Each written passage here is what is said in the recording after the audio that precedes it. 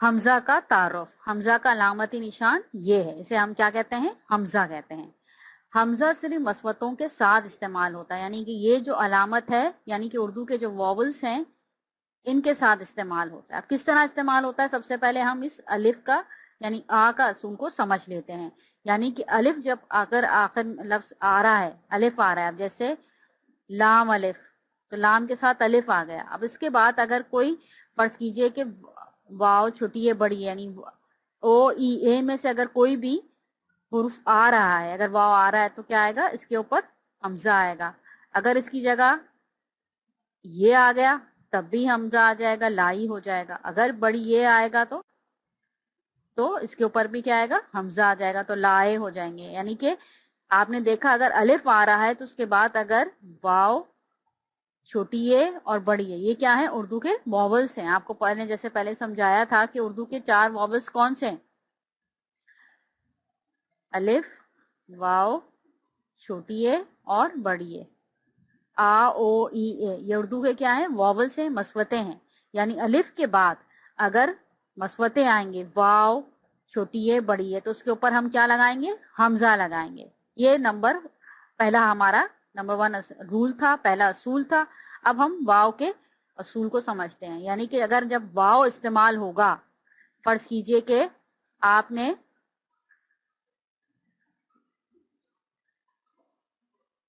کا واو کے بعد چھوٹی اے آئی اور کا واو کے بعد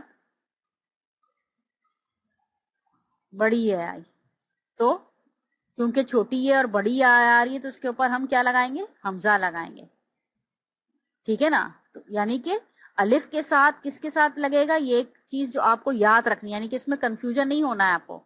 الف کے ساتھ اگر یہ واو چھوٹی ہے اور بڑی ہے، یہ تینوں اگر آئیں گے الف کے بعد تو اس کے اوپر ہم حمزہ لگائیں گے، اور واو کے بعد چھوٹی ہے اور بڑی ہے آئے گی تو حمزہ لگے گا۔ یعنی کہ الف اس میں شامل نہیں ہے۔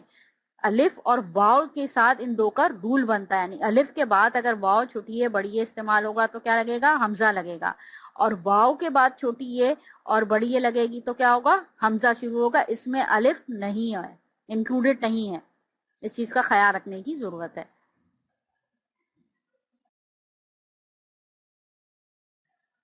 اب الف کے ساتھ ہم حمزہ کا استعمال دیکھتے ہیں۔ اب فرض کیجئے جیم الف اور واو، جیم الف اور چھوٹی ہے، جیم الف اور بڑی ہے۔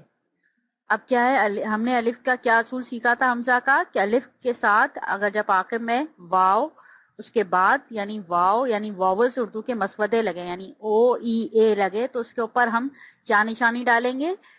ہم حمزہ کا نشان ڈالیں گے۔ جاؤ، جائی، جائے، یعنی کہ جاؤ، جائی، جائے، کیونکہ الف کے بعد کس کا استعمال ہو رہا ہے؟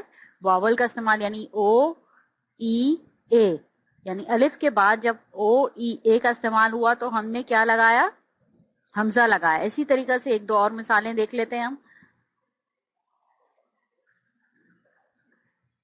گاف الف، واو، گاف الف چھوٹی ہے، گاف الف بڑی ہے۔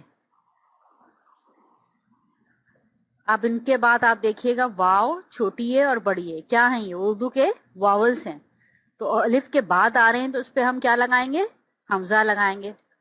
گاؤ، گائی، گائے۔ ایک اور مثال دے کے دیکھیے۔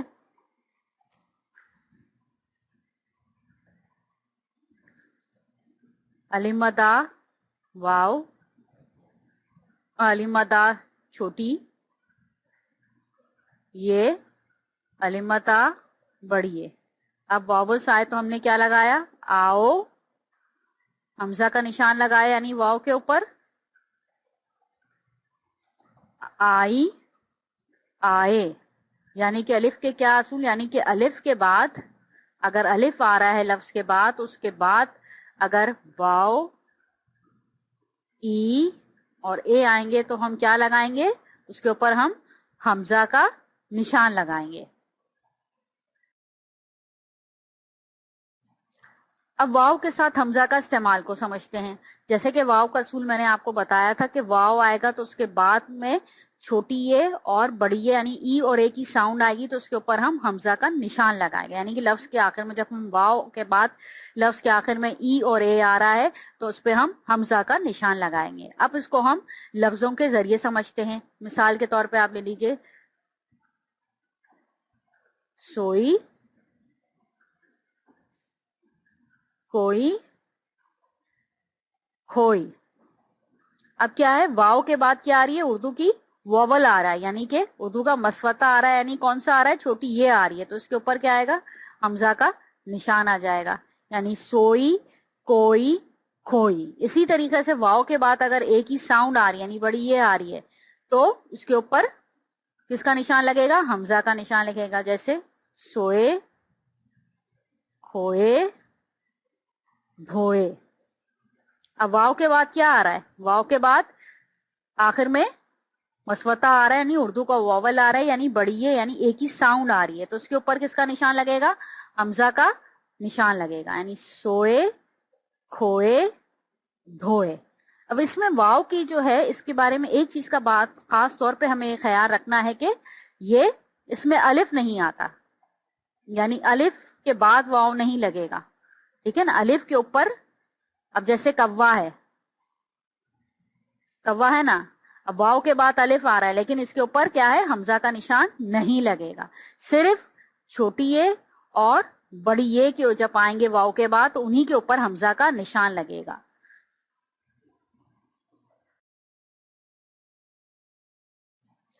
अब वाव के साथ हमजा का इस्तेमाल को समझते हैं। जैसे कि वाव का असूल मैंने आपको बताया था कि वाव आएगा तो उसके बाद में छोटी ये और बड़ी ये यानी ई और ए की साउंड आएगी तो उसके ऊपर हम हमजा का निशान लगाएंगे। यानी कि लफ्ज के आखिर में जब हम वाव के बाद लफ्ज के आखिर में ई और ए आ रहा है तो उस पर हम हमजा का निशान लगाएंगे। अब इसको हम लफ्जों के जरिए समझते हैं। मिसाल के तौर पे आप ले लीजिए सोई, कोई, खोई। अब क्या है, वाव के बाद क्या आ रही है, उर्दू की वोवल आ रहा है, यानी कि उर्दू का मसवता आ रहा है, यानी कौन सा आ रहा है, छोटी ये आ रही है, तो उसके ऊपर क्या आएगा, हमजा का निशान आ जाएगा। यानी सोई, कोई, खोई। इसी तरीके से वाव के बाद अगर एक ही साउंड आ रही है यानी बड़ी ये आ रही है तो उसके ऊपर किसका निशान लगेगा, हमजा का निशान लगेगा। जैसे सोए, खोए, धोए। अब वाव के बाद क्या आ रहा है, वाव के बाद आखिर में मसवता आ रहा है यानी उर्दू का वॉवल आ रहा है, यानी बड़ी है, यानी एक ही साउंड आ रही है, तो उसके ऊपर किसका निशान लगेगा, हमजा का निशान लगेगा। यानी सोए, खोए, धोए। अब इसमें वाव की जो है इसके बारे में एक चीज का बात खास तौर पे हमें ख्याल रखना है कि ये इसमें अलिफ नहीं आता, यानी अलिफ के बाद वाव नहीं लगेगा, ठीक है ना। अलिफ के ऊपर, अब जैसे कव्वा है, कव्वा है ना, अब वाव के बाद अलिफ आ रहा है लेकिन इसके ऊपर क्या है, हमजा का निशान नहीं लगेगा। सिर्फ छोटी ये और बड़ी ये के जब आएंगे वाव के बाद तो उन्हीं के ऊपर हमजा का निशान लगेगा।